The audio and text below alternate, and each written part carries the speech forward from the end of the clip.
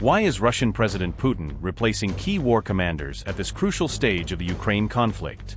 Did Putin's generals fail the Donbas test, prompting the Kremlin to shake up its top military command? Is Russia's offensive losing momentum, forcing Putin to order a major reset of his war machine? Everybody knows well that we decided to create a new branch of the armed forces, the Unmanned Systems Forces. The goal was to find a person who had proven himself in the best possible way in this role. So, we consider... Did Russia miss another Donbas deadline, with senior commanders now paying the price for slow progress? Are new generals and a new strategy about to reshape Moscow's war machine for the next phase of the conflict? After months of stalled advances, Putin is turning to a new command team to revive Russia's battlefield momentum. From drones to Donbas and high-profile dismissals, the Kremlin's Ukraine strategy appears to be entering a new phase. Russian President Vladimir Putin approved a major reshuffle of senior military commanders on August 5 as Moscow moves to reorganize its war leadership. The shakeup comes as Russia's offensive momentum has slowed sharply on the battlefield, raising questions about its current strategy. Ukrainian OSINT Project Deep State said Russian forces captured only 88 square kilometers of territory during the month of July. In June, Russia captured 57 square kilometers after losing control of 11 square kilometers in May, according to Deep State estimates. The slowdown has come despite Moscow's continued efforts to expand its military control across Ukraine's strategic Donetsk region. Colonel General Andrei Ivanev will replace Valery Solochuk as commander of Russia's Center Group under the new restructuring. Russia's Center Group continues to operate across the northwestern and central sectors of Ukraine's Donetsk region. Putin described the Center Group as one of Russia's leading formations, responsible for critical missions in Donetsk. Former Center Commander Valery Solochuk has now been reassigned to lead Russia's Joint Rear Services under the new structure. Solochuk has previously been accused of involvement in the Bucha massacre during Russia's invasion of Ukraine, allegations Moscow denies. Meanwhile, Pyotr Balgiev, former Chief of Staff of the Vostok Group, has been appointed to take command of the unit. The Vostok Group continues to conduct operations across the southern sector of the Donetsk frontline as the war continues. Defense Minister Andrei Belousov also announced broader leadership changes across Russia's military as part of the restructuring. The command shakeup comes as Russia continues to face delays in capturing Ukraine's key fortress cities in Donbas. Russia's general staff had previously reportedly promised the Kremlin that Ukraine's frontline defenses would collapse much faster. Moscow had expected to take Kostiantynivka, Drushkivka, Sloviansk and Kramatorsk as part of its broader Donbas campaign. Those deadlines have now been pushed back from earlier targets, with late 2026 reportedly emerging as the new goal. Putin has also appointed Denis Lyman as commander of Russia's newly created Unmanned Systems Forces to lead drone operations. Everybody knows well that we decided to create a new branch of the armed forces, the Unmanned Systems Forces. The goal was to find a person who had proven himself in the best possible way in this role. So, we consider Denis Lyman to be one of the most qualified specialists in this sphere. Russia's military restructuring suggests the Kremlin is adapting its command structure for a longer and more technology-driven war. Russia's new command team will now be tested as Moscow continues its push to advance across the Donetsk frontline.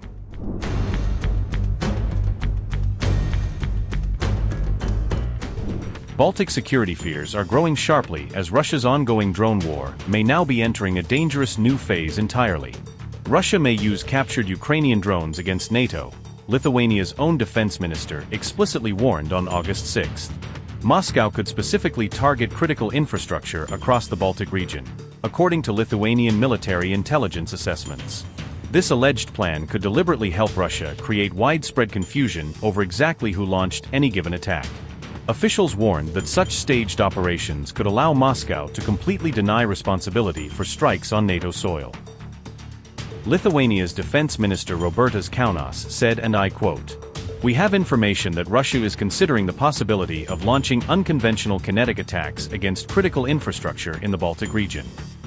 It is quite likely Russia could use Ukrainian-made drones for this purpose." Unquote.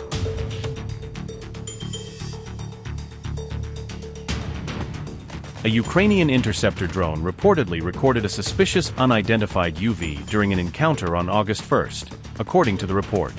The drone's overall shape reportedly matched the known characteristics of Ukraine's own FP-1 and FP-2 strike UAVs.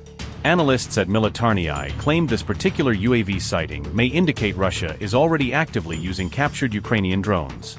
Moldova also separately reported that a drone bearing Ukrainian markings had crashed on its territory back on June 8, 2026.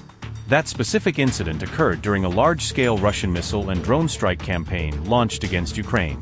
Notably, Poland's own defense minister had already warned of possible Russian false flag drone attacks as early as July. That earlier warning specifically said intercepted Ukrainian drones could be reused and redirected against NATO member states. These growing claims now come as NATO states remain on high alert over hybrid threats emerging near its eastern flank.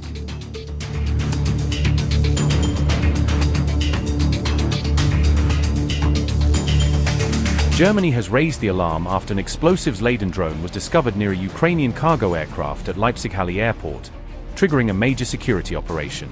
German police found an unmanned aerial vehicle carrying an explosive device near a Ukrainian cargo plane at Leipzig-Halle Airport during a high-alert security response.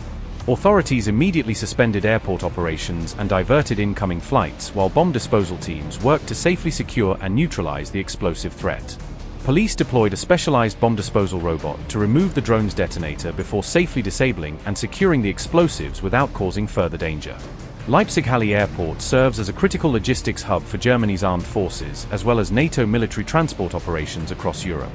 Germany's Interior Minister Alexander Dobrindt described the incident as representing a new level of danger for the country's national security and critical infrastructure. Dobrindt said the operation appeared consistent with a highly professional hybrid threat, stressing that it did not resemble the work of inexperienced or amateur attackers. First of all, I must say that we have to assume we are dealing with a very serious security-related incident here. My assessment is that we are dealing with a hybrid attack scenario here.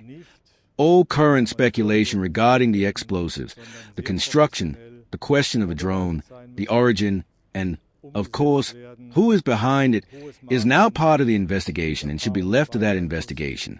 Any speculation on these matters may not be heading in the right direction, could simply be completely wrong.